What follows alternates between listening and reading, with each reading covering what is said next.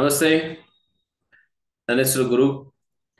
ಇವತ್ತಿನ ವಿಷಯ ಎಲ್ರಿಗೂ ಗೊತ್ತಿರೋ ಹಾಗೆ ಫೈನಾನ್ಷಿಯಲ್ ಇಯರ್ 2024-25 ನ ಫಸ್ಟ್ ಕ್ವಾರ್ಟರ್ ಕಂಪ್ಲೀಟ್ ಆದಾಗೆ ಅದರಲ್ಲಿ ಇರುವಂತ ರಿಪೋರ್ಟ್ಸ್ ಏನಿದೆ, ಫೈನಾನ್ಷಿಯಲ್ ರಿಪೋರ್ಟ್ಸ್, LIC ಆಫ್ ಇಂಡಿಯಾದ ಫಸ್ಟ್ ಕ್ವಾರ್ಟರ್ ರಿಸಲ್ಟ್ ಏನು, ಈ ಕ್ರಿಟಿಕಲ್ ಕಂಡೀಷನ್ ಅಲ್ಲೂ ಕೂಡ ಹೊರಗಡೆ ದೇಶಗಳಲ್ಲಿ ಯುದ್ಧ ನಡೀತಾ ಇದ್ದು ಸಾಕಷ್ಟು ಜಾಗತಿಕ ವ್ಯತ್ಯಾಸಗಳಾಗ್ತಿದ್ರು ಕೂಡ ನಮ್ಮಲ್ಲಿ ಫ್ಲಡ್ಸು, ನ್ಯಾಚುರಲ್ ಕೆಲಾಮಿಟೀಸ್ ಹೆಚ್ಚಿಗೆ ಆಗ್ತಿದ್ರು ಕೂಡ ನಡೀತಾ ಇರುವಂತ ಬಿಸ್ನೆಸ್ ಹೇಗಿದೆ, ಕ್ವಾರ್ಟರ್ 1 ರಿಸಲ್ಟ್ ನೋಡೋದಾದ್ರೆ ಎಲ್ರಿಗೂ ಕ್ಯೂರಿಯಾಸಿಟಿ ಇದ್ದೇ ಇರುತ್ತೆ. IPO ಲಾಂಚ್ ಆದ್ಮೇಲಂತೂ ಪ್ರತಿಯೊಬ್ಬರ ಕಣ್ಣು LICಯ ಪರ್ಫಾರ್ಮೆನ್ಸ್ ಮೇಲೆ ಇದ್ದೇ ಇರುತ್ತೆ. ಹಾಗಾಗಿ ನಿನ್ನೆ ಅಷ್ಟೇ board of directors of life Insurance Corporation of India approve ಮಾಡಿರುವಂತ ಒಂದು ಕ್ವಾರ್ಟರ್ 1 ನ ಫೈನಾನ್ಷಿಯಲ್ ಇಯರ್ 2024-25 ನ ರಿಪೋರ್ಟ್ ಬಂದಿದೆ. ಆ ರಿಪೋರ್ಟ್ ಅಲ್ಲಿ ಹೊಸ ಬಿಸ್ನೆಸ್ ಗ್ರೋತ್ ಆಗಿದೆಯಾ, ಪ್ರಾಫಿಟ್ ಜಾಸ್ತಿ ಆಗಿದೆಯಾ, ಹೊಸ ಪಾಲಿಸಿ ಕಸ್ಟಮರ್ಸ್ LIC ಕಡೆ ಬರ್ತಿದಾರಾ, ಮಾರ್ಕೆಟ್ ಶೇರ್ ರೈಸ್ ಆಗಿದೆಯಾ, ಹಾಗೆ ತಗೊಂಡಿರುವಂತ ಪಾಲಿಸೀಸ್ ನ ಕಸ್ಟಮರ್ಸ್ ಉಳಿಸ್ಕೊಂಡು ಹೋಗ್ತಿದಾರಾ, ಓವರ್ ಆಲ್ ನೋಡಿದ್ರೆ LIC ಆಫ್ ಇಂಡಿಯಾದ ಗ್ರೋತ್ ಆಗ್ತಿದ್ಯಾ ಅಥವಾ ಡಿ ಗ್ರೋತ್ ಆಗ್ತಿದ್ಯಾ, ಮ್ಯೂಚುವಲ್ ಫಂಡ್ ಇಷ್ಟೊಂದು ಅಗ್ರೆಸಿವ್ ಪರ್ಫಾರ್ಮ್ ಮಾಡ್ತಿದ್ರೆ ಅಥವಾ ಸೆನ್ಸೆಕ್ಸ್ ಏನಿದೆ ಸ್ಟಾಕ್ ಮಾರ್ಕೆಟ್ ಇಷ್ಟೊಂದು ಹೈಯೆಸ್ಟ್ ರಿಟರ್ನ್ಸ್ ಕೊಡ್ತಿದ್ದಾಗ LIC ಆಫ್ ಇಂಡಿಯಾದಲ್ಲಿ ಯಾರು ಪಾಲಿಸಿ ಕೊಂಡ್ಕೊಳ್ತಾರೆ ಅಂತ ಏನಾದ್ರು ಅನಿಸ್ತಿದ್ಯಾ, ಪಾಲಿಸಿ ಕೊಂಡ್ಕೊಂಡವರೆಲ್ಲ ವಿತ್ಡ್ರಾ ಮಾಡಿ ಮ್ಯೂಚುವಲ್ ಫಂಡ್ ಅಥವಾ ಸ್ಟಾಕ್ಸ್ ಅಲ್ಲಿ ಹಾಕ್ತಿದ್ದಾರೆ ಅಂತ ಅನಿಸ್ತಿದ್ಯಾ? ಈ ಎಲ್ಲದಕ್ಕೂ ಉತ್ತರ ಇವತ್ತಿನ ವಿಡಿಯೋದಲ್ಲಿ ಸಿಗುತ್ತೆ ಅಂತ ಅನ್ಕೊಳ್ತೀನಿ. Yes, stock market aggressive perform ಮಾಡ್ತಿದ್ರು ಕೂಡ, ಹೈಯೆಸ್ಟ್ ರಿಟರ್ನ್ಸ್ ಕೊಡ್ತಿದ್ರು ಕೂಡ, ಡೆಟ್ ಮಾರ್ಕೆಟ್ ವಿಷಯಕ್ಕೆ ಬಂದಾಗ LIC ಆಫ್ ಇಂಡಿಯಾದಲ್ಲಿರುವಂತ ಇನ್ವೆಸ್ಟ್ಮೆಂಟ್ಸ್ ಕೂಡ ಡೆಟ್ ಮಾರ್ಕೆಟ್ ಅಲ್ಲಿ ಆಗುವಂತ ಇನ್ವೆಸ್ಟ್ಮೆಂಟ್ಸ್.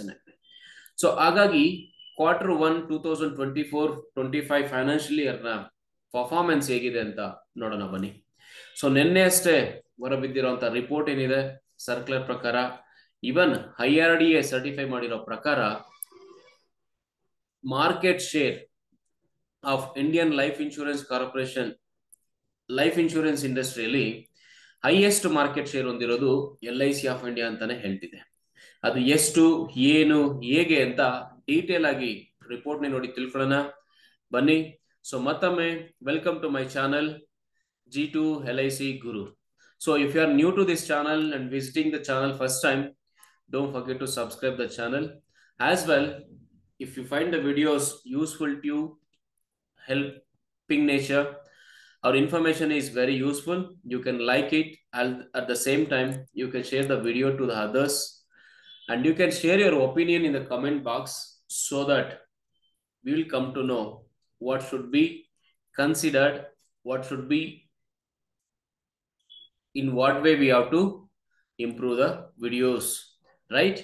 ಆ ರೀತಿ ಹೇಳ್ತಾ ಚಾನಲ್ ಹೊಸದಾಗಿ ಬಂದಿದ್ರೆ ವಿಡಿಯೋನ ಸಬ್ಸ್ಕ್ರೈಬ್ ಮಾಡೋದನ್ನ ಮರಿಬೇಡಿ, ಚಾನಲ್ನ ಸಬ್ಸ್ಕ್ರೈಬ್ ಮಾಡೋದನ್ನ ಮರಿಬೇಡಿ ಅಂತ ಹೇಳ್ತಾ LIC ಆಫ್ ಇಂಡಿಯಾದ ಕ್ವಾರ್ಟರ್ 1 ಫೈನಾನ್ಷಿಯಲ್ ಇಯರ್ 2024-25 ಅಥವಾ ಫೈನಾನ್ಷಿಯಲ್ ಇಯರ್ 25 ನ ಕ್ವಾರ್ಟರ್ 1 ನ ರಿಸಲ್ಟ್ಸ್ ಹೇಗಿದೆ, ಪರ್ಫಾರ್ಮೆನ್ಸ್ ಹೇಗಿದೆ ಅಂತ ನೋಡೋಣ ಬನ್ನಿ. LIC ಆಫ್ ಇಂಡಿಯಾ ಈಗಲೂ ಕೂಡ ಎಲ್ಲರ ದೊಡ್ಡಪ್ಪನೇ. ಇಂಡಿಯನ್ ಮಾರ್ಕೆಟ್ ಅಲ್ಲಿ ಇರುವಂತ ಲೈಫ್ ಇನ್ಶೂರೆನ್ಸ್ ಇಂಡಸ್ಟ್ರಿಯಲ್ಲಿ ಇವತ್ತು ಕೂಡ ಹೈಯೆಸ್ಟ್ ಮಾರ್ಕೆಟ್ ಶೇರ್ ಹೊಂದಿರುವಂತ, ಸವರಿಂಗ್ ಗ್ಯಾರಂಟಿ ಹೊಂದಿರುವಂತ ಏಕೈಕ ಕಂಪನಿ ಅಂತಂದ್ರೆ Life Insurance Corporation of India. ಈಗಲೂ ಕೂಡ ಮನೆಯ ಮಾತಾಗಿರುವಂತ life insurance company LIC of ಇಂಡಿಯಾನೇ.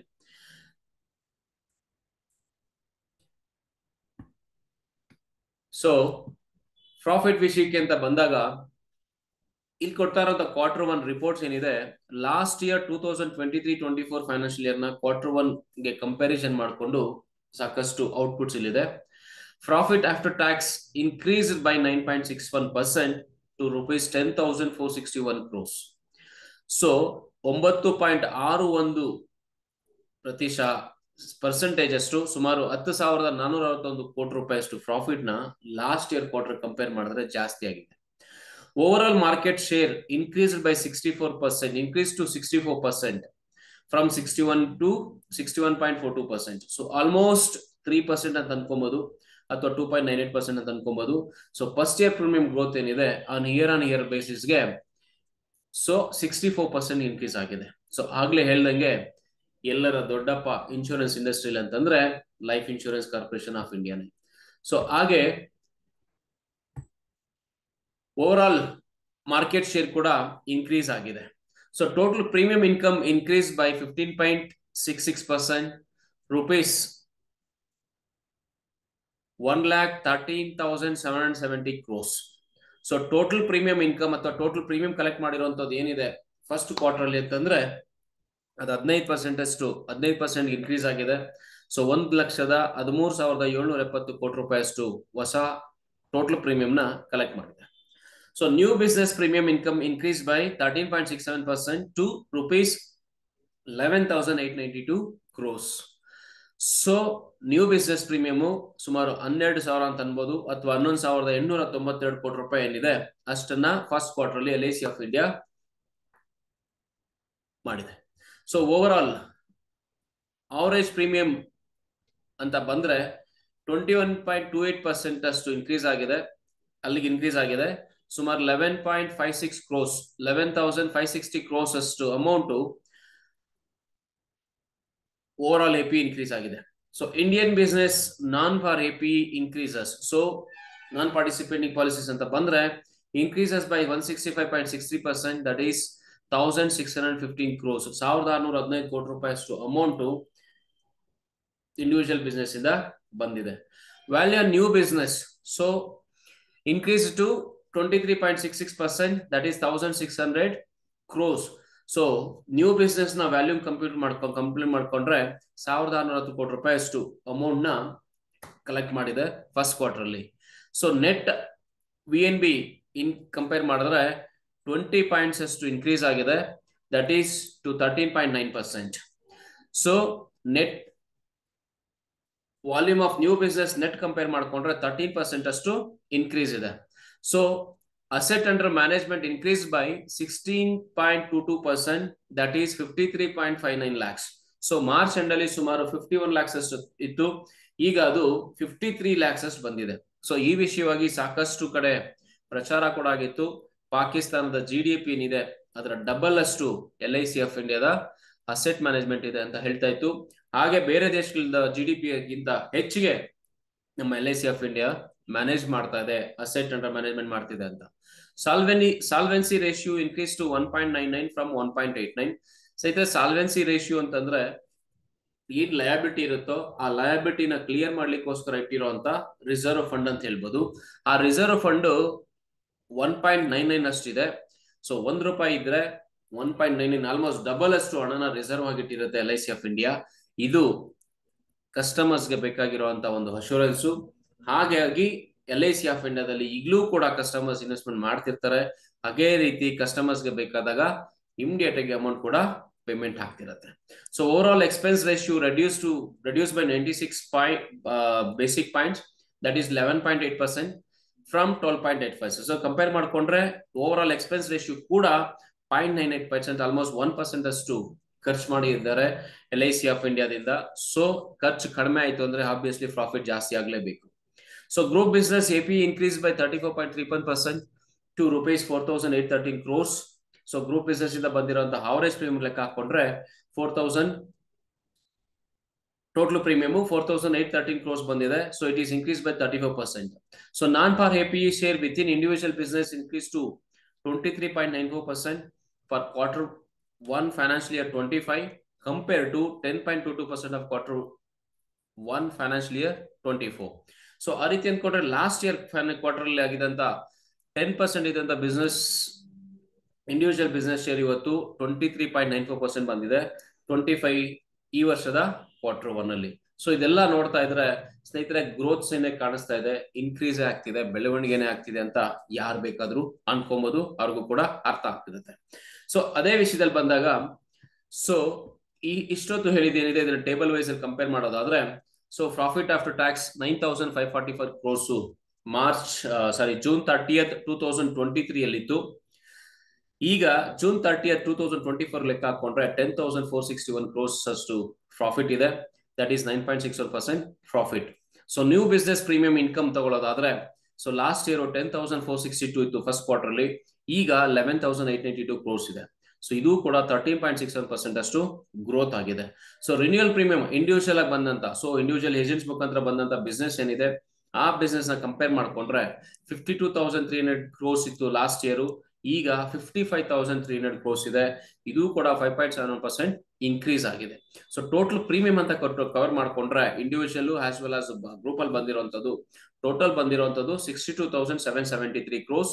ಸೊ ಲಾಸ್ಟ್ ಇಯರ್ ಇದ್ದಂತ ವ್ಯಾಲ್ಯೂ ಅದು ಈಗ 67,192 crores, ಅದು ಕೂಡ 7% ಗ್ರೋತ್ ಇದೆ. So total group business premium ತಗೊಂಡ್ರೆ 35,590 crores, ಸೊ 46,570 crores ಈಗ ಲೇಟೆಸ್ಟ್ ಆಗಿ ಬಂದಿರುವಂತದ್ದು. ಆಕ್ಚುಲಿ ಟೋಟಲ್ ಪ್ರೀಮಿಯಂ ಇನ್ಕಮ್ ಒಂದು 98,363 crores ಸ್ನೇಹಿತರೆ. ಇದು ಲಾಸ್ಟ್ ಇಯರ್ ಇದ್ದಂತದ್ದು ಫಸ್ಟ್ ಕ್ವಾರ್ಟರ್ ಅಲ್ಲಿ, ಈಗ 1,13,770 crores, that is increase by 15.86 crores. So renewal premium ಕೂಡ 5.7% ಇನ್ಕ್ರೀಸ್ ಆಗಿದೆ. ಸೊ ಟೋಟಲ್ ಪ್ರೀಮಿಯಂ ಬಂದಿರುವಂತದ್ದು 7% ಇನ್ಕ್ರೀಸ್ ಇದೆ. ಇಂಡಿವಿಜುವಲ್ ಬಿಸ್ನೆಸ್ ಹೊಸ ಬಿಸ್ನೆಸ್ ಕಂಪೇರ್ ಮಾಡ್ಕೊಂಡ್ರೆ 13% ಗ್ರೋತ್ ಇದೆ. ಸೊ ಗ್ರೂಪ್ ಬಿಸ್ನೆಸ್ ಅಲ್ಲೂ 30% ಅಷ್ಟು ಗ್ರೋತ್ ಇದೆ. So over all growth compare ಮಾಡ್ಕೊಂಡ್ರೆ 15.86% ಅಷ್ಟು ಪ್ರೀಮಿಯಂ ಜಾಸ್ತಿ ಆಗಿದೆ, ಗ್ರೋತ್ ಆಗಿದೆ. ಸೊ ಹಾಗೆ total number of policies sold ಅಂತ ತಗೊಂಡ್ರೆ,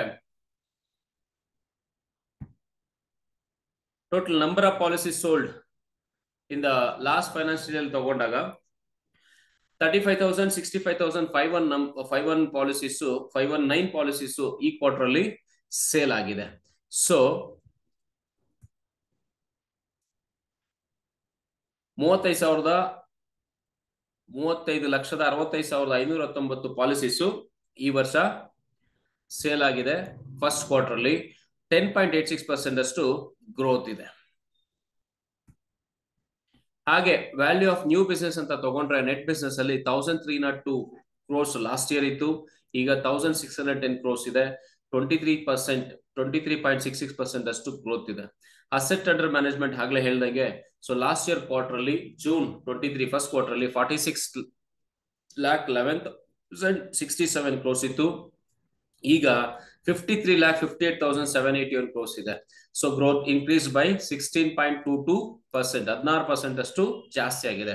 value of A new business margin ಅಂತ ತಗೊಂಡ್ರೆ, ನೆಟ್ ಮಾರ್ಜಿನ್ ಅಂತ ಬಂದಾಗ ಲಾಸ್ಟ್ ಇಯರ್ 13.7% ಇತ್ತು, ಈ ವರ್ಷ 13.9% ಇದೆ. ಸೊ 0.2% ಅಷ್ಟು ಗ್ರೋತ್ ಇದೆ. So over all expense ratio ತಗೊಂಡ್ರೆ 12.85% ಲಾಸ್ಟ್ ಇಯರ್ ಫಸ್ಟ್ ಕ್ವಾರ್ಟರ್ ಇದ್ದಂತ ಎಕ್ಸ್ಪೆಂಡಿಚರ್, ಈ ವರ್ಷ ಅದನ್ನ 11.8% ಗೆ ತಂದಿದ್ದಾರೆ. ಸೊ ಆಲ್ಮೋಸ್ಟ್ ಡಿಕ್ರೀಸ್ ಬೈ 1% ಅಂತ ಹೇಳ್ಬೋದು, 0.98%.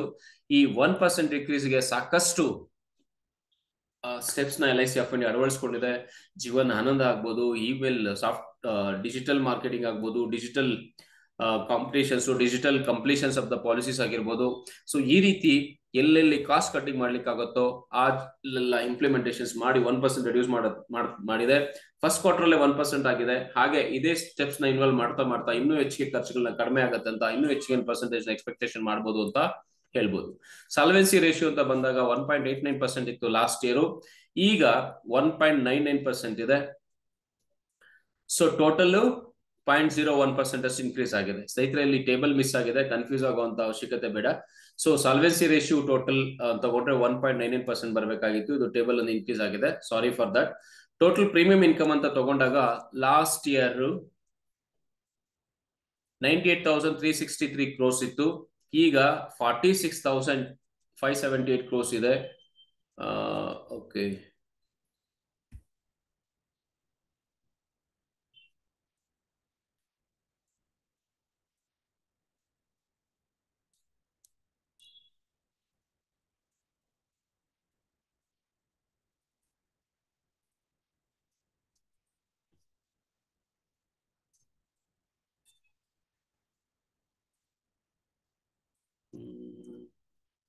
total premium income.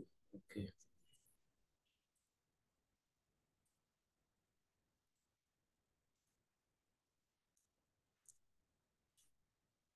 $46,578 crores. Okay, total group, this is total group business income. Idu total group business income ಅಂದು 35,590 ಓಕೆ. ಸೊ ಇಲ್ಲಿ ಗ್ರೂಪ್ ಬಿಸ್ನೆಸ್ ಇದೆ, ಆ ಕಾಲ ಮಿಸ್ ಆಗಿರೋದ್ರಿಂದ ಇಲ್ಲಿ ಕನ್ಫ್ಯೂಷನ್ಸ್ ಆಗ್ತಿದೆ. ಸೊ ನಿನ್ನ to worry about that, already ಇದರ ರಿಪೋರ್ಟ್ಸ್ ಇದ್ರದ್ದು ರೀಡಿಂಗ್ ಆಲ್ರೆಡಿ ಕೊಟ್ಟಿರೋದ್ರಿಂದ it's not a big difference. ಹಾಗೆ 13 months to 61 month ವರೆಗೂ ಇರುವಂತ persistency of the policy. So policy ಮಾಡಿರುವಂತ ರನ್ನಿಂಗ್ ಅಲ್ಲಿ ಏನಿದೆ, ಎಷ್ಟು ಪಾಲಿಸೀಸ್ ಇದೆ ಅಂತ ಕೇಳೋದಾದ್ರೆ 78.37%. 13 months ಪಾಲಿಸೀಸ್ ರನ್ನಿಂಗ್ ಅಲ್ಲಿ ಇದ್ರೆ 62.73% ಅಷ್ಟು ಪಾಲಿಸೀಸು 61 months ಅಲ್ಲಿ ಕೂಡ ರನ್ನಿಂಗ್ ಅಲ್ಲಿ ಇತ್ತು. ಇದು 30th 2023 ಫಸ್ಟ್ ಕ್ವಾರ್ಟರ್ ಇದ್ದಂತ ಹ್ಯಾಂಡಲ್ ಇದ್ದಂತ ರಿಸಲ್ಟ್ ಈಗ ಕೂಡ ಆಲ್ಮೋಸ್ಟ್ ಸೇಮ್ ಮೇಂಟೈನ್ ಆಗಿದೆ. ಸೊ 78.23% 13 months ಪರ್ಸಿಸ್ಟೆನ್ಸಿ, ಹಾಗೆ 61 month ಪರ್ಸಿಸ್ಟೆನ್ಸಿ ತಗೊಂಡ್ರೆ 61.62%. ಸ್ನೇಹಿತರೆ, ಇಲ್ಲಿ ಪ್ರೀಮಿಯಂ ವೈಸ್ ಕ್ಯಾಲ್ಕುಲೇಷನ್ ಮಾಡಿದಾಗ ಹೀಗಿದೆ, ಸ್ವಲ್ಪ ಫ್ಲಕ್ಚುಯೇಷನ್ಸ್ ಆಗಿರ್ಬೋದು because of the natural calamities ಮತ್ತೆ ಆಗ್ತಿರೋಂತ ಡಿಸ್ಟರ್ಬೆನ್ಸ್ ಇಂದ ರಿನ್ಯೂವಲ್ ಪ್ರೀಮಿಯಮ್ಸ್ ಬರದೇ ಇರಬಹುದು. ಖಂಡಿತವಾಗ್ಲೂ ಪಾಲಿಸಿಗಳು ರಿನ್ಯೂವಲ್ ಆಗುತ್ತೆ ಈ ಕ್ವಾರ್ಟರ್ಲಿ ಅಂತ ಕೂಡ ಹೇಳ್ಬೋದು. ಸೊ ಆ ವಿಷಯದಲ್ಲಿ ಬಂದಾಗ ಜೂನ್ 30th ಅಲ್ಲಿ ಇರುವಂತ ರೆಕಾರ್ಡ್ ಏನಿದೆ ಅದರ ಪ್ರಕಾರ ಇದು ಆಗಿರುತ್ತೆ. ಸೊ ಪಾಲಿಸಿ ಬೇಸಿಸ್ ಬಂದಾಗ 66.15%, ಮತ್ತೆ 61 month ಅಲ್ಲಿ ಕೂಡ 50% ಆಫ್ ದ ಪಾಲಿಸೀಸ್ ರನ್ನಿಂಗ್ ಅಲ್ಲಿ ಇದೆ. ಸೊ ಈಗಿನ ಕ್ವಾರ್ಟರ್ ಅಲ್ಲಿ 67.81% ಅಷ್ಟು ಪಾಲಿಸೀಸ್ ಇನ್ ಫೋರ್ಸ್ ಅಲ್ಲಿ ಇದೆ 13 months ಅಲ್ಲೂ. 15 month ಅಥವಾ 60 month ಬಂದಾಗ ಆಲ್ಮೋಸ್ಟ್ 50% ಅಷ್ಟು ಪಾಲಿಸೀಸ್ ರನ್ನಿಂಗ್ ಅಲ್ಲಿ ಇದೆ ಅಂತ ಹೇಳ್ತಿದೀವಿ. ಸೊ ಈ ಪೋರ್ಷನ್ ಅಲ್ಲಿ ನಾವು ಸ್ವಲ್ಪ ಕಾನ್ಸಂಟ್ರೇಷನ್ ಇಟ್ಟು ಕಸ್ಟಮರ್ ಜೊತೆ ಫಾಲೋ ಅಪ್ ಮಾಡ್ತಾ ಹೆಚ್ಚಿಗೆ ಪಾಲಿಸೀಸ್ ನ ಫೋರ್ಸ್ ಅಲ್ಲಿ ಇಟ್ಕೊಳ್ಳಿಕ್ಕೆ ಪ್ರಯತ್ನ ಪಡುವಂತ ಸಾಧ್ಯತೆ ಇದೆ ಅಂತ ಹೇಳ್ತಾ, ಸೊ ಹೆಚ್ಚೆಚ್ಚು ಪಾಲಿಸಿಗಳನ್ನ ರಿನ್ಯೂವಲ್ ಮಾಡ್ತಾ ಹೆಚ್ಚೆಚ್ಚು ಪಾಲಿಸಿಗಳಿಗೆ ರಿನ್ಯೂವಲ್ಗೆ ಏನು ಅವಶ್ಯಕತೆ ಇದೆಯೋ ಅದಕ್ಕೆ ಬೇಕಾಗಿರುವಂತ ಪ್ರಾವಿಷನ್ಸ್ ಮಾಡ್ಕೊಡ್ತಾ ಇದ್ರೆ ಖಂಡಿತವಾಗ್ಲೂ ಪಾಲಿಸೀಸ್ ಇನ್ಫೋರ್ಸ್ ಅಲ್ಲಿ ಆಗುತ್ತೆ, ಮತ್ತೆ ಕಸ್ಟಮರ್ಗೂ ಬೆನಿಫಿಟ್ ಆಗುತ್ತೆ ಅಂತ ಹೇಳ್ತಾ, ಸ್ನೇಹಿತರೆ ಇಲ್ಲಿದ್ದಂತ ರಿಪೋರ್ಟ್ ಏನಿದೆ, ಸೊ IRDA ಮುಖಾಂತರ ಅಥವಾ LIC ವೆಬ್ಸೈಟ್ ಮುಖಾಂತರ LIC ಅಫಿಷಿಯಲ್ ಆಗಿ ರಿಲೀಸ್ ಮಾಡಿರುವಂತ ಒಂದು Q1 ರಿಪೋರ್ಟ್ ಇದು. ಅದನ್ನ ನಿಮ್ಮ ಮುಖಾಂತರ ಪ್ರಸ್ತುತ ಪಡಿಸ್ತಾ ಇದ್ದೀನಿ. ಸೊ ಇದರಲ್ಲಿ ಇದ್ದಂತ ಇನ್ಫಾರ್ಮೇಶನ್ ನಿಮ್ಗೆ ಯೂಸ್ಫುಲ್ ಆಗಿದ್ರೆ ಲೈಕ್ ಮಾಡಿ, ಹಾಗೆ ಬೇರೆಯವ್ರಿಗೂ ಶೇರ್ ಮಾಡಿ, ಮತ್ತೆ ನಿಮ್ಮ ಅಭಿಪ್ರಾಯಗಳನ್ನ ಕಮೆಂಟ್ ಬಾಕ್ಸ್ ಅಲ್ಲಿ ಹಾಕೋದನ್ನ ಮರೆಯೋದಿಲ್ಲ ಅಂತ ಹೇಳ್ತಾ, ಚಾನಲ್ಗೆ ಫಸ್ಟ್ ಟೈಮ್ ಬಂದು ಏನಾದ್ರು ವಿಡಿಯೋ ನೋಡ್ತಿದ್ರೆ ಚಾನಲ್ನ ಸಬ್ಸ್ಕ್ರೈಬ್ ಮಾಡೋದನ್ನ ಮರಿಬೇಡಿ, ಹಾಗೆ ಬೆಲ್ ಐಕನ್ ನ ಕ್ಲಿಕ್ ಮಾಡಿ. ಸೊ ನಿಮಗೆ ಮುಂದೆ ಬರುವಂತ ಎಲ್ಲಾ ವಿಡಿಯೋಸ್ ನೋಟಿಫಿಕೇಶನ್ ನಿಮ್ಗೆ ಸಿಗುತ್ತೆ, ನೀವು ಕೂಡ ಮಿಸ್ ಮಾಡ್ಕೊಳ್ದೆ ನೋಡ್ಬೋದು ಮತ್ತೆ ಅದರ ಅನುಕೂಲನ ಪಡಿಬಹುದು ಅಂತ ಹೇಳ್ತಾ, ವಿಡಿಯೋ ಪೂರ್ತಿ ನೋಡಿದ್ದಕ್ಕೆ ಧನ್ಯವಾದಗಳನ್ನ ಹೇಳ್ತಾ ಇದ್ದೀನಿ. ಮತ್ತೆ ನಿಮ್ಮನ್ನ ಭೇಟಿ ಮಾಡ್ತೀನಿ ಮತ್ತೊಂದು ವಿಶೇಷ ವಿಡಿಯೋದ ಜೊತೆಲೆ ಅತಿ ಶೀಘ್ರದಲ್ಲಿ. ಧನ್ಯವಾದಗಳು.